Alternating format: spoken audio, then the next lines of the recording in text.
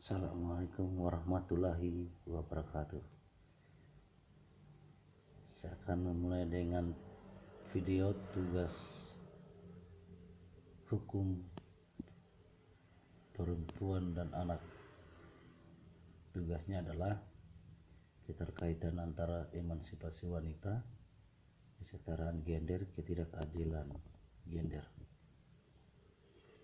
Ketidakadilan gender merupakan sistem dan struktur yang dimana bagi kaum laki-laki dan perempuan menjadi korban dari sistem tersebut. Ketertinggalan perempuan mencerminkan masih adanya ketidakadilan dan ketidaksetaraan antara laki-laki dan perempuan di Indonesia. Hal ini dapat kita lihat pada gambaran kondisi perempuan di Indonesia. Sesungguhnya perbedaan gender dengan pemilihan sifat, peran, dan posisi tidak menjadi masalah sepanjang tidak melahirkan ketidakadilan itu sendiri. Namun pada kenyataannya perbedaan gender telah atau sudah melahirkan berbagai ketidakadilan, bukan saja bagi kaum perempuan tetapi juga bagi kaum laki-laki. Berbagai perbedaan peran, fungsi, tugas, dan tanggung jawab serta kedudukan antara laki-laki dan perempuan baik secara langsung maupun tidak langsung dan dapat dampak suatu peraturan maupun kebijakan yang telah menimbulkan berbagai ketidakadilan karena telah berakar dalam adat, norma, atau struktur masyarakat. Berbicara gender masih diartikan oleh masyarakat sebagai perbedaan jenis kelamin. Masyarakat belum memahami bahwa gender adalah suatu konstruksi budaya tentang peran, fungsi, dan tanggung jawab sosial antara laki-laki dan perempuan. Kondisi demikian menguat sehingga mengakibatkan kesenjangan peran sosial dan tanggung jawab, sehingga yang terjadi adalah perbedaan atau yang dikenal dengan diskriminasi. Perbedaan laki-laki dan perempuan hanya saja bila dibandingkan, maka diskriminasi terhadap perempuan kurang menguntungkan dibandingkan laki-laki. Ketidakadilan gender merupakan bentuk perbedaan perlakuan berdasarkan alasan gender. Seperti apa? Contoh, pembatasan peran, penyingkiran, atau pilih kasih yang mengakibatkan terjadinya pelanggaran atas pengakuan hak asasinya. Persamaan antara laki-laki dan perempuan maupun hak dasar dalam bidang sosial, politik, ekonomi, budaya, ataupun yang lainnya. Ketidakadilan dan diskriminasi gender merupakan sistem dan struktur di mana baik perempuan maupun laki-laki menjadi korban dalam sistem tersebut. Berbagai perbedaan peran dan kedudukan antara perempuan dan laki-laki secara langsung yang berupa perlakuan maupun sikap, dan yang tidak langsung merupakan dampak suatu peraturan, perundang-undangan maupun kebijakan telah menimbulkan berbagai ketidakadilan. Ketidakadilan gender terjadi karena adanya keyakinan dan pembenaran yang ditanam sepanjang peradaban manusia dalam berbagai bentuk, yang bukan hanya menimpa perempuan saja, tapi juga dialami oleh laki-laki. Ketidakadilan gender ini dapat bersifat langsung, tidak langsung, sistematik.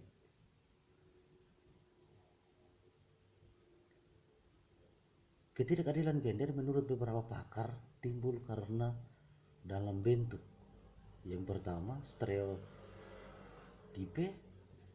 yang kedua adalah kekerasan atau violence, yang ketiga adalah marginalisasi, peminggiran, yang keempat adalah subordinasi atau penomorduaan, yang kelima adalah beban kerja yang lebih panjang dan lebih banyak atau dikenal dengan double boarding. Pengertian tentang ketidakadilan berasal dari kata adil. Menurut Kamus Besar Bahasa Indonesia, kata adil adalah tidak sewenang-wenang, tidak memihak, tidak ada belah-belahan. Adil terutama mengandung arti bahwa suatu keputusan dan tindakan didasarkan atas norma-norma yang objektif, jadi tidak ada subjektif apalagi sewenang-wenang. Demikian pula dengan kesetaraan gender, setara atau sama-sama punya hak dan kewajiban yang sama tanpa adanya diskriminasi. Pembedaan gender bisa memunculkan ketidakadilan gender. Ketidakadilan gender terjadi karena adanya hubungan dan peran gender yang tidak saling seimbang antara laki-laki dan perempuan dalam memperoleh peluang, kesempatan, partisipasi, manfaat, dan contoh dalam melaksanakan dan menikmati hasil pembangunan baik dalam maupun di luar rumah tangga itu sendiri. Lebih jauh lagi kita bisa melihat bahwa pandangan dunia menempatkan perempuan sebagai makhluk kedua setelah laki-laki tidak pantas dipimpin. Maka pendidikan dan kesempatan kerja akan mengutamakan laki-laki. Kondisi inilah yang meminggirkan peran perempuan dalam berbagai bidang. Pandangan dunia ini juga menempatkan perempuan harus cantik, lembut, melayani, dan maka perempuan akhirnya banyak menjadikan objektif barang konsumsi agar bisa memenuhi kebutuhan atau tuntutan. Perempuan menjadi rentetan mengalami berbagai bentuk ketidakadilan gender seperti contoh di atas. Peminggiran peran perempuan sebagai kelas kedua, subordinasi, perempuan meskipun sebagai pencari nafkah utama tetap harus mengurus keluarga sehingga mengalami beban yang berlebihan atau multi burden. Perempuan juga lebih rentan mengalami berbagai bentuk kekerasan. Kesetaraan gender adalah kesamaan kondisi bagi laki-laki dan perempuan untuk memperoleh kesempatan hak-haknya sebagai manusia agar mampu berperan dan berpartisipasi dalam kegiatan politik, hukum, ekonomi, dan sosial budaya, pendidikan dan pertahanan dan keamanan nasional, serta kesamaan dalam menikmati hasil pembangunan. Terwujudnya kesetaraan gender ditandai dengan tidak adanya diskriminasi antara laki-laki dan perempuan, dan dengan demikian mereka memiliki akses kesempatan.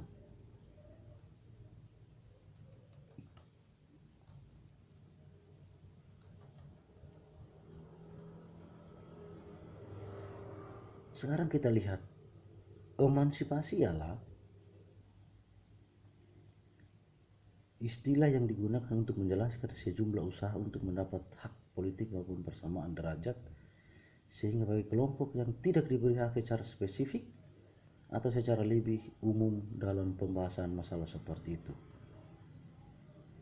Definisi emansipasi wanita secara harfiah adalah kesetaraan hak dan gender. Saya ulangi, definisi daripada emansipasi wanita secara harfiah adalah kesetaraan hak dan gender.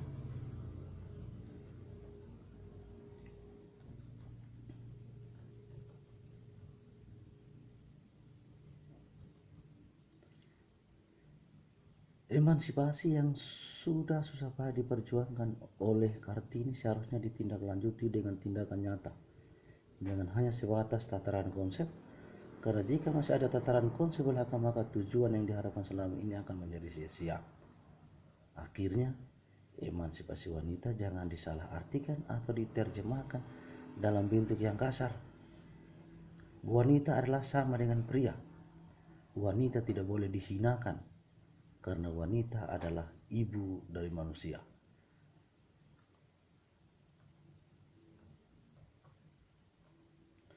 Seorang wanita merupakan sosok yang hebat. Mengapa hebat? Karena seorang wanita bisa menjadi sosok seorang ibu. Ketika wanita menikah dan memiliki anak lalu mendidik dan membesarkan anaknya menjadi anak yang hebat pula. Selain itu, wanita juga bisa melakukan pekerjaan istrinya sekaligus pekerjaan pria pun wanita atau perempuan bisa melakukannya.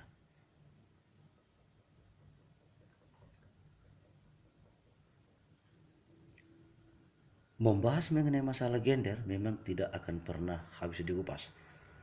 Gender memang menjadi bahan dalam perubahan sosial serta menjadi topik penting dalam setiap perbincangan pembangunan dewasa ini. Bahkan merembet sampai pada ranah politik, sosial ekonomi, budaya dan agama, bahkan sampai ke pemimpinan.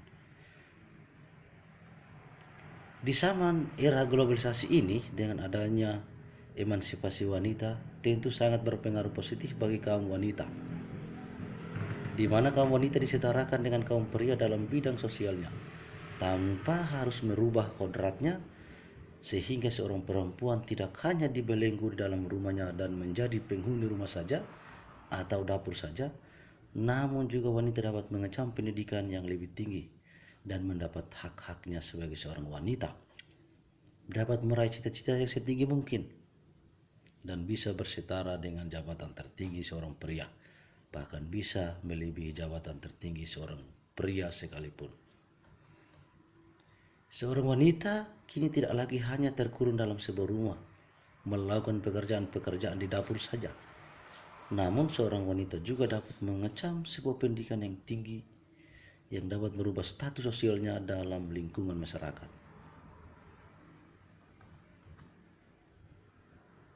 Kalimat emansipasi wanita saat ini sudah bukan lagi kalimat asing bagi kita.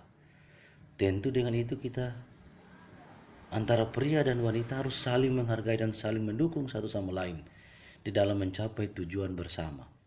Bukan berarti diskriminasi karena dia itu pria atau wanita. Perkembangan kiprah wanita dalam pembangunan politik sosial budaya dan lainnya sebagainya tidak akan mengurangi peran-peran pendukung lainnya selama ada kontrol sosial kebersamaan yang tinggi di antara keduanya.